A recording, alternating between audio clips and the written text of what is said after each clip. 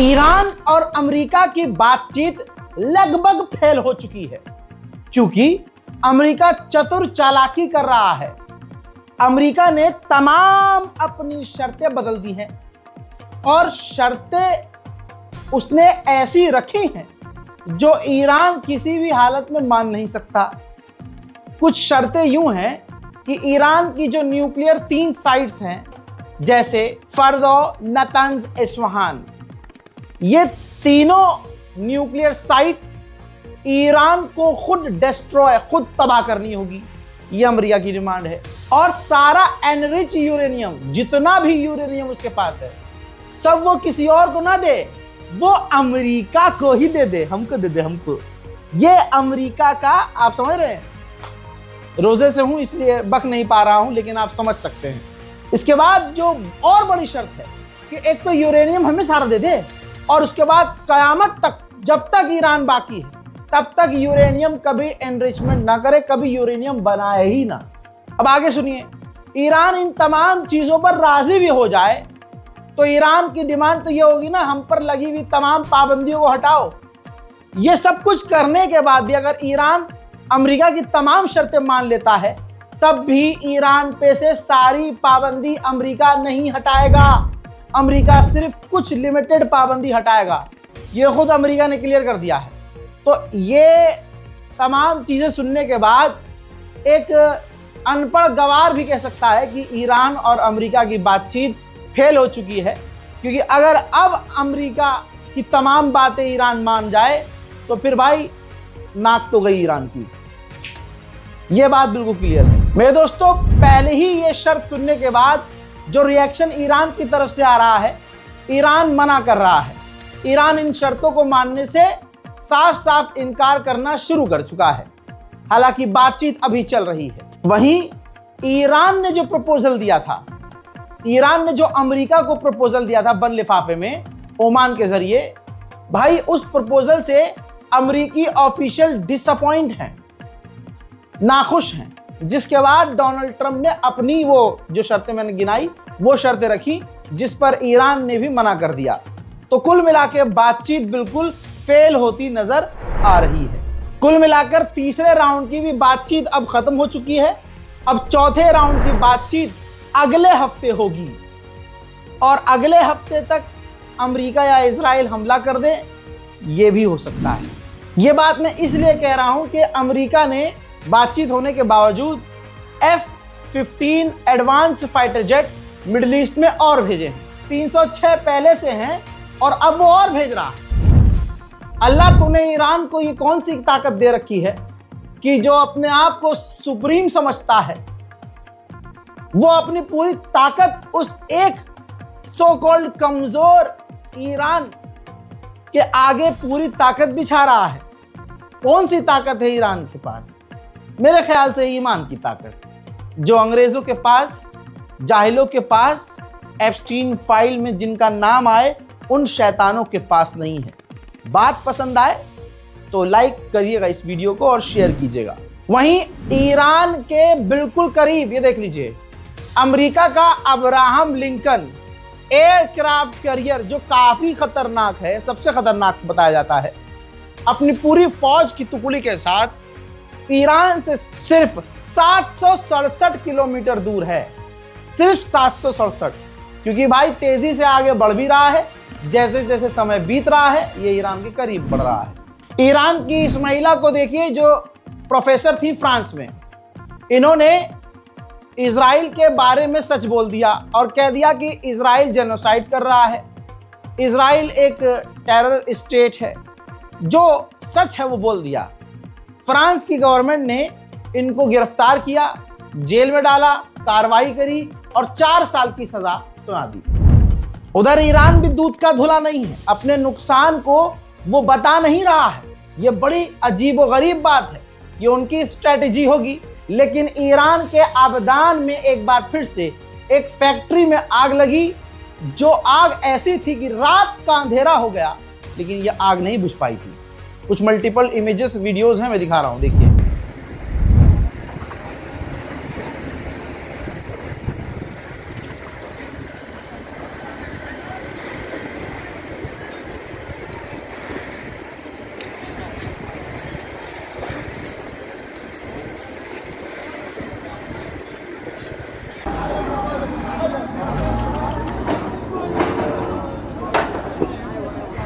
مادر رو نگاه.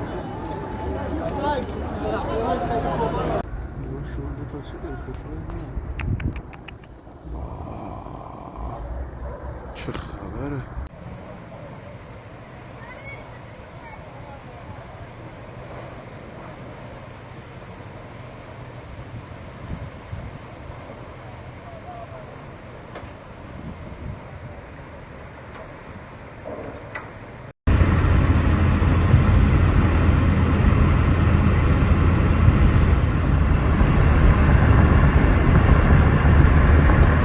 हजरत Iran का मैंने बताया था कि एक फाइटर जो हेलीकॉप्टर है वो क्रैश हुआ, ये देखिए, जिसमें 4 लोग मारे गए। 4 में से जो 2 थे वो ईरान एयरफोर्स के जवान थे, 2 ऑफिशियल थे।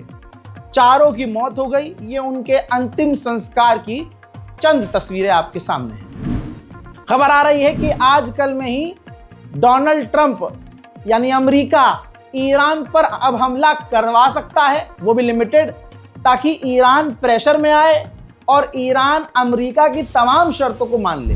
उधर मेरे दोस्तों, दूसरा अमेरिका का एयरक्राफ्ट कैरियर मेडिटेरियन सी में पहुंच चुका है और तेजी से इजराइल की तरफ आगे बढ़ रहा है। उधर अमेरिका के डियागो गार्सिया ये आइलैंड अभी कंट्रोल में है ब्रिटेन के, और ब्रिटेन ने यहां पर अमेरिका को अपना एयरबेस दिया हुआ है, जहां पर सैटेलाइट इमेज से आप देख सकते हैं कि इस डियागो गार्सिया पर अमेरिका के दर्जनों फाइटर जेट और टैंकर तैनात हैं।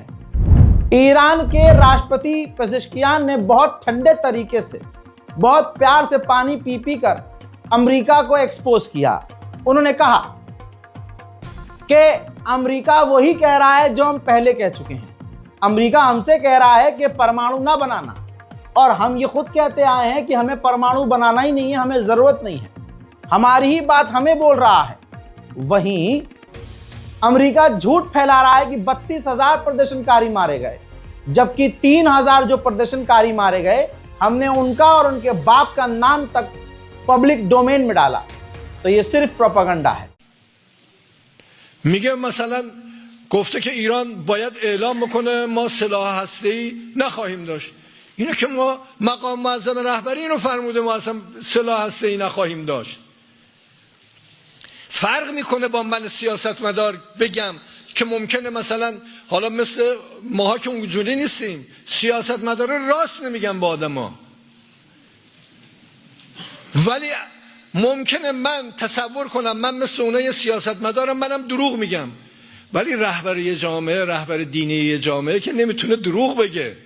وقتی ایشون اعلام میکنه ما سلاح هسته‌ای نخواهیم داشت، یعنی نخواهیم داشت. منم اگه بخوام به اون طرف برم نمیتونم داشته باشم از نظر اعتقادی، حق ندارم، حتی تو ذهن من باشه حق ندارم این کارو بکنم.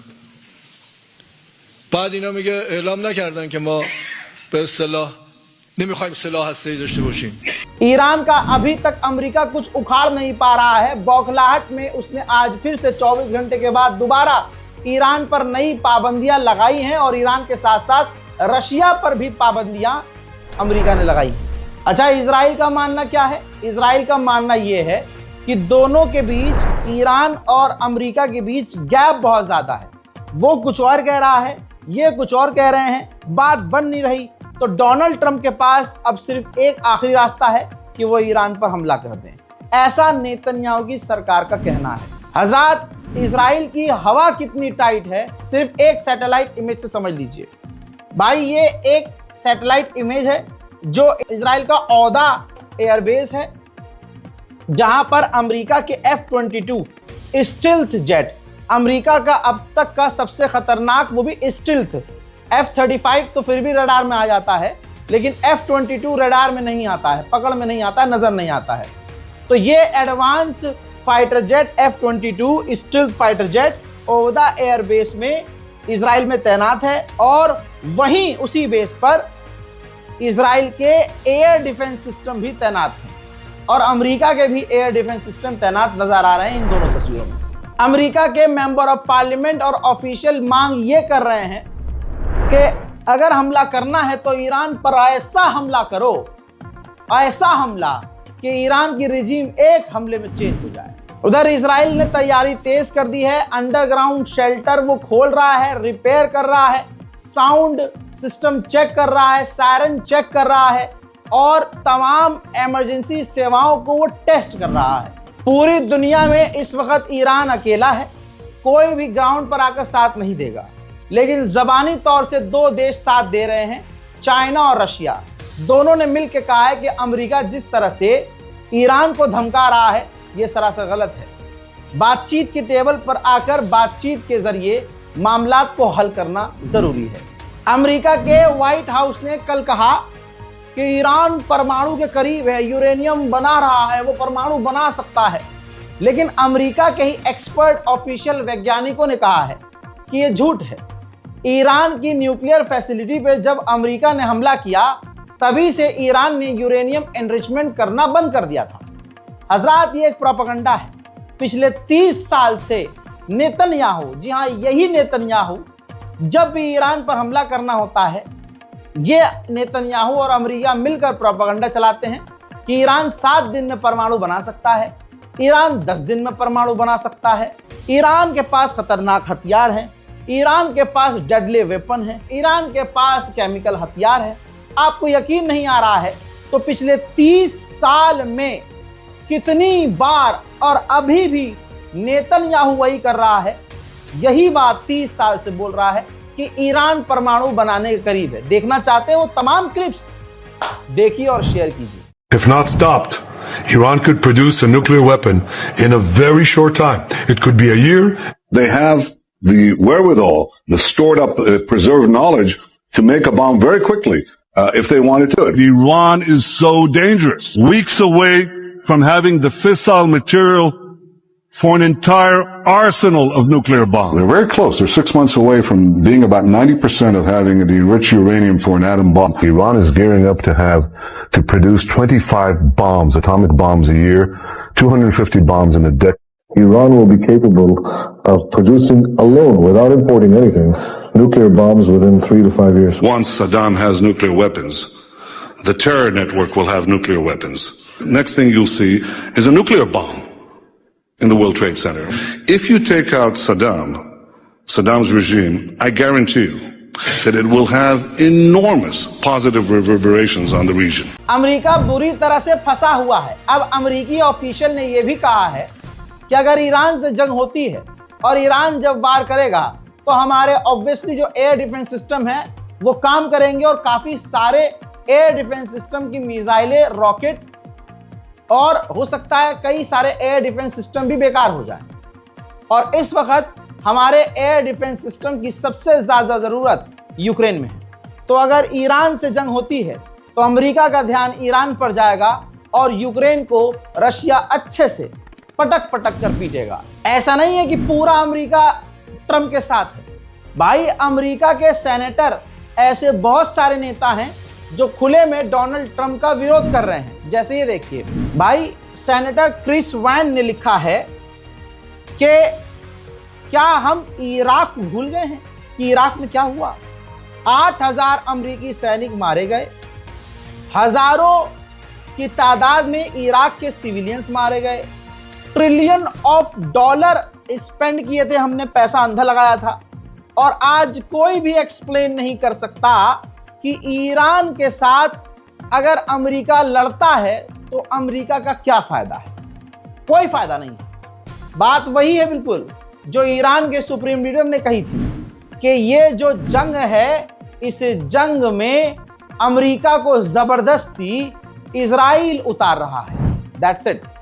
हजरात, ओमान से लेकर तमाम मिडिल ईस्ट के आसपास ईरान का भी ड्रोन, जासूसी ड्रोन उड़ रहा है और नजर रख रहा है इलाके पर।